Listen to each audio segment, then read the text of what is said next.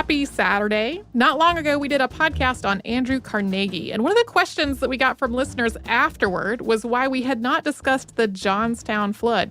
Carnegie was a member of the South Fork Fishing and Hunting Club, which owned the dam that failed in that flood, and the whole area had a number of other connections to Carnegie Steel. Carnegie contributed to relief efforts after the flood, and he funded the building of a new library for the town. But neither he nor any of the other members of the club ever expressed any responsibility for the disaster. So there's a whole episode about that flood in the archive. It's from 2012 from past hosts Sarah and Deblina. And since it came up in our listener mail recently, we thought we would share it again today. Welcome to Stuff You Missed in History Class from HowStuffWorks.com.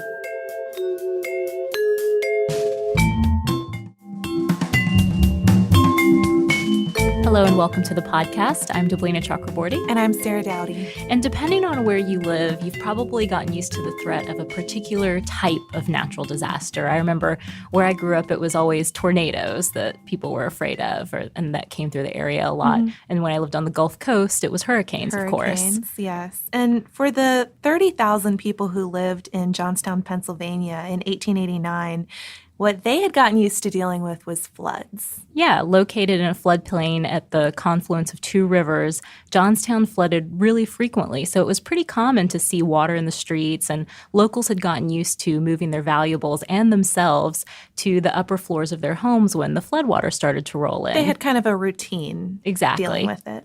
But on May 31st, 1889, a flood of such magnitude hit the town that even those who were holed up in their homes' upper levels weren't ready for it.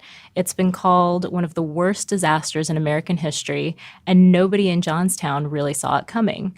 So that's partially because there was more to this natural disaster than just nature, and that's part of what we're going to take a look at today. First, though, we're going to paint a little picture of Johnstown for you so you can understand why it flooded so frequently in the first place, and then just what kind of community it was at the time, too. So 19th century Johnstown was a busy industrial town in southwestern Pennsylvania. And according to an article by Amy Lynn Brown in National Parks, entrepreneurs had not too long before turned it into a larger industrial sort of production area of steel and iron. And not long before that, it had just been this small rural community. So a real dramatic change for Johnstown. And it had a burgeoning working class community that lived there too. The town itself was kind of hemmed in by the Little Conemaugh and the Stony Creek rivers, which ran along the edges of Johnstown and then merged on the town's western end to form the Conemaugh River. These rivers flooded the town at least once every year, and there were a couple of reasons for that, a couple of possible, instigators for the flooding. Flooding causes. Right. One was snow melting and draining from the nearby Allegheny Mountains into the rivers in the springtime specifically, which would cause the rivers to overflow. And then, of course, at any time of year, heavy rain could also cause flooding. Flood the river. So those were the natural surroundings of the town, but there was also a man-made body of water that was nearby. It was 14 miles up the Little Conemaugh River, and it was called Lake Conemaugh, although don't think of it as some sort of natural lake. It was originally called the Western Reservoir, and it had originally been created to supply water for the Pennsylvania Canal that went between Johnstown and Pittsburgh. But the canal system became obsolete not long after the reservoir project was complete. So not having anything to do with this large body of water, the reservoir was sold and had a few different owners before it was finally sold to the South Fork Fishing and Hunting Club in 1879. The club made this former reservoir into a bit of a ritzy social affair almost. It did, and it was a organization to which many prominent Pennsylvanians belonged, including big names like Andrew Carnegie, Henry Clay Frick, and Andrew Mellon. And members would go to this club to kind of escape the industrial environs of Pittsburgh and enjoy things like fishing, sailing, even musical performances. And it was the club that renamed the reservoir Lake Conemaugh. Just an important note to make here, the dam that kept Lake Conemaugh contained, the South Fork Dam, was essentially made of packed dirt and rocks, and it had not been kept up properly for a number of years. by the time it came into the club's possession. Well, and most disturbingly, somebody had even taken out the dam's drainage pipes at some point in order to sell them for scrap. So there wasn't any way to drain the reservoir in order to make repair. So even if you had wanted to repair the dam, you would not have been able to. According to the Johnstown Flood Museum, when the South Fork Fishing and Hunting Club took over, it started maintaining the dam a little bit better, but they also made some changes to it that made it even less safe. For example, they added some screens across the spillway to keep the expensive game fish that they'd stocked the lake with from escaping, and this prevented the spillway from draining the lake's overflow. They also made the dam a couple feet lower so that 2 carriages could pass over it at the same time. So we've painted a picture of what the situation was like in May of 1889. And from a weather standpoint, that spring had been rather unique. According to an article by Emily Lordich in Weatherwise, a series of storms had led to record-breaking rainfall that year. So we're getting the perfect storm here, as you can tell. On May 31st, the residents of Johnstown were experiencing a particularly heavy storm, and Brown writes that rain was falling at a rate of 1 inch per hour, and rivers were running 6 to 7 feet above normal levels. By afternoon, the streets in town were already flooding, so people were going through their normal routine when there was a flood. Head up to the upper floors, ride out the storm, put some of your belongings upstairs. Again, just a very typical sort of scene for Johnstown. What they didn't know is that 14 miles up at Lake Conemaugh, a scene was taking place that was entirely unprecedented.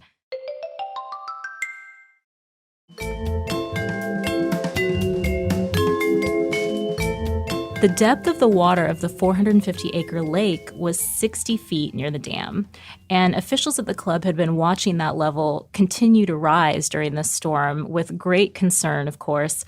The morning of May 31st, they were so worried about the dam collapsing that they actually started to think about taking action. And I mean, people in Johnstown, just another aside here, had sort of known that the dam failing, the dam breaking down, was a possibility because of the condition of the dam. And some people even joked about it. And this kind of reminds me of when you do live in an area where a certain type of natural disaster is sort of prevalent. Like I remember living on the coast, and when hurricanes would come, there were always people who just sort of didn't really take it seriously. Grim jokesters. Yeah, exactly. There's always that contingent of people, I think. But in this case, when the people at the club saw what was happening, they did try to take a few steps, as I said, to keep the dam from failing. They, for example, added dirt to the top. They also dug a second spillway to relieve the pressure. And they removed the screens that kept the stocked fish from escaping. But it was too late It was too late at this point. Nothing they did was able to help. And at about 3 p.m. that day, people at the club and in the nearby community of South Fork watched in shock as the dam, quote, just moved away, sending 20 million tons of water barreling down the valley, of course, headed right toward Johnstown in just a matter of minutes. And according to Gene Allen's book, Floods, the club wasn't completely, they were trying to take efforts to save the dam, but there was also a warning sent out. I mean, a couple guys had ridden through town earlier shouting warnings that the dam was about to fail, but people didn't really listen. I mean, like you were just talking about, there's kind of an almost joke, like maybe the dam will fail, but people didn't really think that was going to happen. Within an hour of the dam failing, though, that 20 million tons of water finally did reach Johnstown. It was traveling at speeds of anywhere from 20 to 40 miles per hour, and by the time it reached the town, it was said to have had as much force as Niagara Falls, which is just a stunning comparison to me. Well, and it created a tidal wave, too. It did. It was a tidal wave of water that was 40 feet high and carried all sorts of debris with it by the time it hit Johnstown, including industrial and farm debris, houses, barns, animals, even people, both dead and alive. The townspeople were totally blindsided by this. Some people only heard a thunder-like sound as the wave approached. Apparently, it only took 10 minutes, basically, to wash the entire town away. Yeah, and really, the entire entire town was washed away. Trains, entire homes just swept up in the waves. So, of course, people were swept up in it too. Some, of course, drowned right away in the flood of rushing water. Others were killed or injured by the debris that was in the water. A lot of people, and this is maybe one of the more horrifying aspects of the flood, so a lot of people, about 300 to 400, ended up surviving initially, but then getting swept away by the rushing water and getting trapped up against this large stone bridge that was owned by the Pennsylvania Railroad Company. And this bridge was actually blocking a lot of the stuff that was rushing through the town, boxcars, barbed wire, big chunks of homes, dead animals, creating this log jam, essentially. All the debris, though, clogging the bridge eventually did catch fire, and the people trapped against the bridge, of course, died at that point. Again, just one of the most horrifying aspects of this already horrifying story. Ultimately, though, about 2,209 people died in this disaster. And just to give you a sense of what those numbers mean for a town of Johnstown's size, it's something like 1 out of every 10 people in the town. 770 of the victims were never identified, and the number that Sarah just put out about the number of people total who died, that included 99 entire families. 1,600 homes were destroyed, and $17 million in property damage was done. So that was just to give you an idea of the toll that this disaster took. Some people, however, did survive by riding out the flood in their homes or in the upper stories of other buildings in town.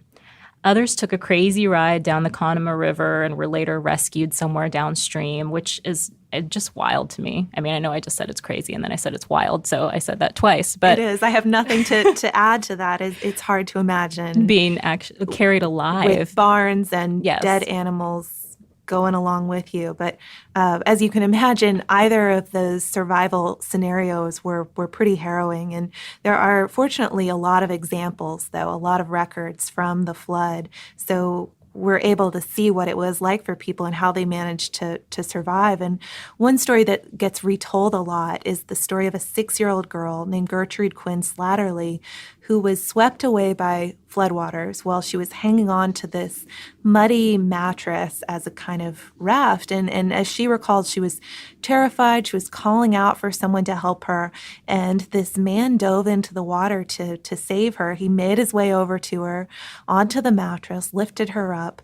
And she later wrote of the experience, quote, "I put both arms around his neck and held onto him like grim death. Together we went downstream." And miraculously, they eventually reached this white building where men were leaning out the window trying to nab people as they came by, rescuing people. And the rescuer threw Gertrude through the air. Some people later said it was as much as 15 to 20 feet through the air to safety for the other guys to be able to catch her.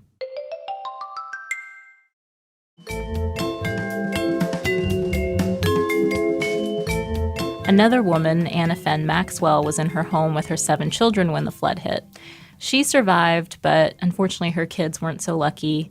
The Johnstown Flood Museum actually shares how she described the scene, and it's pretty sad. She said, quote, "The water rose and floated us until our heads nearly touched the ceiling. It was dark, and the house was tossing every way. The air was stifling, and I could not tell just the moment the rest of the children had to give up and drown. What I suffered, with the bodies of my 7 children floating around me in the gloom, can never be told." Yeah, so pretty powerful story. And the Johnstown Flood Museum's website shares several survival stories like this. Some are more uplifting than others, of course. In some cases, too, we should say entire families did survive, but it seems like you would have had to have been very lucky, and all your family members would have had to have been quite lucky for that to be the case. One thing that is remarkable about this flood, though, the relief efforts began pretty much immediately, and people all over donated clothing and food, lumber, medical supplies, money. Doctors came to town to help treat the injured. Within 5 days, Clara Barton and her newly established American Red Cross were in town.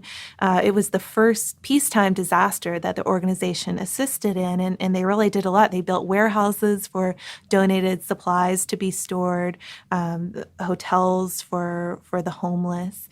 Buildings that were still standing were repurposed into makeshift morgues to avoid the spread of disease, all of that sort of stuff.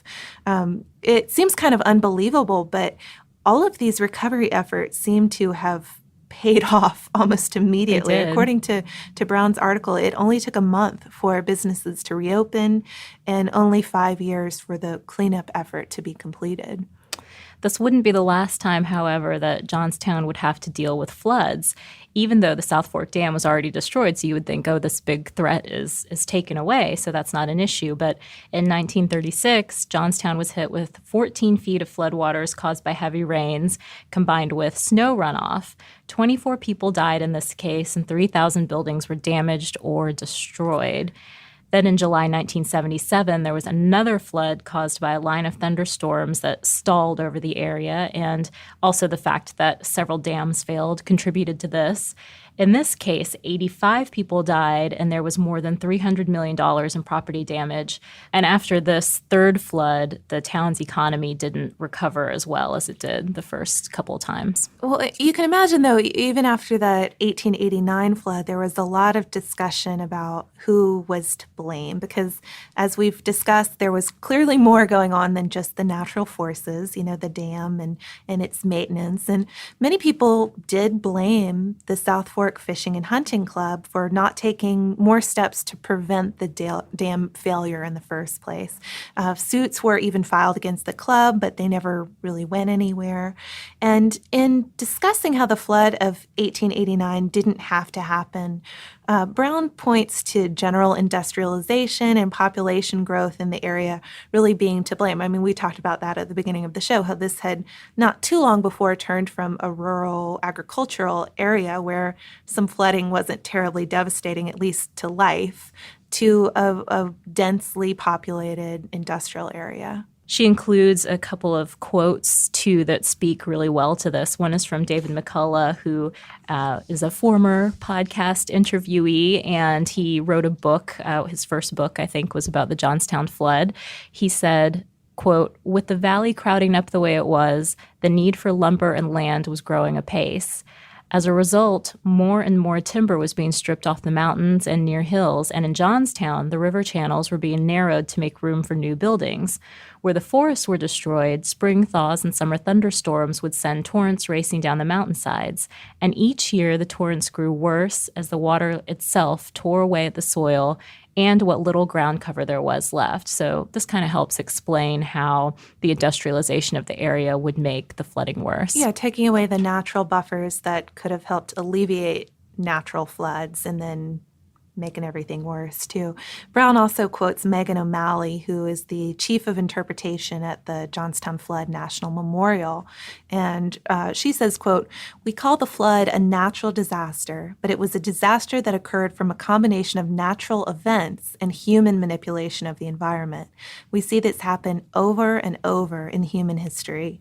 We create preconditions for disaster, and then disaster occurs." And I know similar arguments are often made about more recent natural disasters. Certainly. I mean, you see it pretty much every time there's a natural disaster, maybe with the exception of tornadoes, because I think everybody understands there's not a whole lot you can do about that. But earthquakes, hurricanes, floods, every time you'll see a discussion that's similar to that one. I guess it's just the way of the world.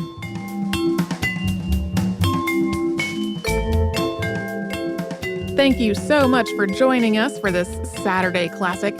Since this is out of the archive, if you heard an email address or a Facebook URL or something similar during the course of the show, that may be obsolete now. So here is our current contact information. We are at historypodcasts@howstuffworks.com, and then we're at Missed in History all over social media. That is our name on Facebook, Twitter, Tumblr, Pinterest, and Instagram. Thanks again for listening. For more on this and thousands of other topics, visit howstuffworks.com.